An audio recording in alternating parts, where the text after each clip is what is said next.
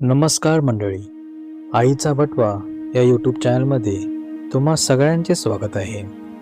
मंडळी, आपल्या शरीराचे बाह्य वातावरणापासून संरक्षण करणारे सर्वात मोठे कवच म्हणजे त्वचा. त्वचा केवळ शरीराचे संरक्षण करत नाही, तर जंतू, धूळ, प्रदूषण आणि विविध संसर्गापासूनही आपले संरक्षण करतो. परंतु लहान मुलांची त्वचा ही अतिशय नाजूक आणि संवेदनशील असल्यामुळे त्यांना त्वचेचे संसर्गजन्य आजार होण्याची शक्यता जास्त असते. अशाच संसर्गजन्य आजारांपैकी एक म्हणजे इम्पेटिगो.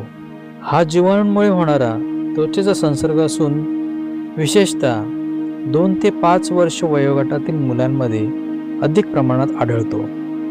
हा आजार अतिशय वेगाने पसरतो आणि एका मुलाकडून दुसऱ्या मुलामध्ये सहसंक्रमित होऊ शकतो.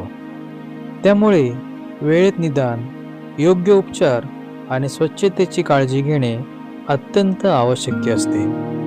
आजच्या भागामध्ये आपण जाणून घेणार आहोत इम्पेटिगो म्हणजे काय, तो कशामुळे होतो आणि त्याची लक्षणे कोणती, उपचार काय आहेत आणि त्यापासून बचाव कसा करावा.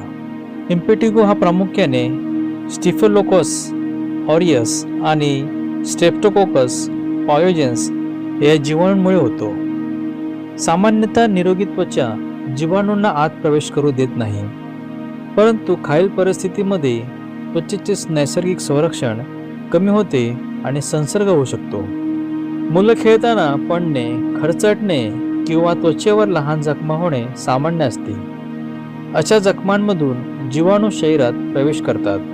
डास, मुंग्या किंवा इतर कीटक चावल्यानंतर मुलं ती जागा खाजवतात, त्यामुळे त्वचा तुटते आणि संसर्गाचा धोका वाढतो. एक्झिमा, खाज किंवा इतर त्वचारोग असल्यास त्वचेचा संरक्षणात्मक थर कमकुवत होतो आणि जीवाणूंना प्रवेश करणे सोपे जाते. उन्हाळा आणि पावसाळ्यात उष्णता व आर्द्रता जास्त असल्यामुळे जीवाणूंची वाढ वेगाने होते. हात स्वच्छ न धुणे, नियमित आंघोळ न करणे किंवा नखे मोठी ठेवणे यामुळेही संसर्ग होण्याची शक्यता वाढते. टॉवेल, कपडे, अंथरूण, रुमाल किंवा खेळणी एकमेकांमध्ये वापरल्यासही संसर्ग सहज पसरतो. अंगणवाडी, शाळा, बालसंगोपन केंद्रे किंवा जिथे अनेक मुले एकत्र असतात अशा ठिकाणीही हा संसर्ग अधिक वेगाने पसरतो. आता याची लक्षणे पाहूया. चेहऱ्यावर विशेषतः नाक आणि ओठांभोवती लाल फोड किंवा पुळे येतात. फोड फुटल्यानंतर मधाच्या रंगाचे किंवा पिवळसर तपकिरी पापुद्रे तयार होतात. प्रभावित भागाला तीव्र खाज येते. मुलं वारंवार खाजवल्यामुळे संसर्ग शरीराच्या इतर भागांमध्ये पसरतो. काही रुग्णांमध्ये मोठे पाण्याने भरलेले फोड दिसतात. फोड फुटल्यानंतर लालसर आणि ओलसर त्वचा दिसते. इम्पेटिगोचा उपचार जितके लवकर सुरू होईल तितके चांगले परिणाम मिळतात. मुलांच्या त्वचेवर वरील लक्षणे दिसल्यास स्वतः औषधे न देता बालरोगतज्ञ किंवा त्वचारोग तज्ज्ञांचा सल्ला घ्यावा. संसर्ग कमी प्रमाणात असल्यास डॉक्टर स्थानिक अँटीबायोटिक मलम देतात. मलम लावण्यापूर्वी कोमट पाण्याने पापुद्रे हलक्या हाताने स्वच्छ केल्यास औषध अधिक परिणामकारक ठरते. डॉक्टरांनी सांगितलेली औषधे पूर्ण दिवस आणि पूर्ण कालावधीसाठी घ्या. औषधे कधीही अर्धवट बंद करू नका. मुलांची नखे लहान ठेवा. वारंवार हात धुण्याची त्यांना सवय लावा. रुग्णाचे कपडे, टॉवेल, अंथरूण आणि खेळणी इतरांपासून वेगळी ठेवा व गरम पाण्यात धुवा. डॉक्टरांच्या सल्ल्यानुसार आवश्यक असल्यास मुलाला काही दिवस शाळेत पाठवू नका. आयुर्वेदानुसार त्वचेचे आरोग्य टिकवण्यासाठी संतुलित आहार, स्वच्छता, पुरेशी झोप आणि रोगप्रतिकारक शक्ती वाढवणे महत्त्वाचे आहे.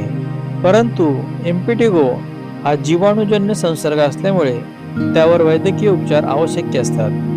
आयुर्वेदिक औषधे केवळ पात्र आयुर्वेदिक वैद्यांच्या सल्ल्यानेच पूरक उपचार म्हणून घ्यावीत. तर मंडळी, इम्पेटिगो हा लहान मुलांमध्ये आढळणारा सामान्य पण अत्यंत संसर्गजन्य त्वचारोग आहे. योग्य वेळी निदान, डॉक्टरांनी दिलेले उपचार, औषधांचा पूर्ण कोर्स आणि स्वच्छतेची योग्य काळजी घेतल्यास हा आजार पूर्णपणे बरा होतो आणि त्वचेवर कायमस्वरूपी डाग राहत नाही.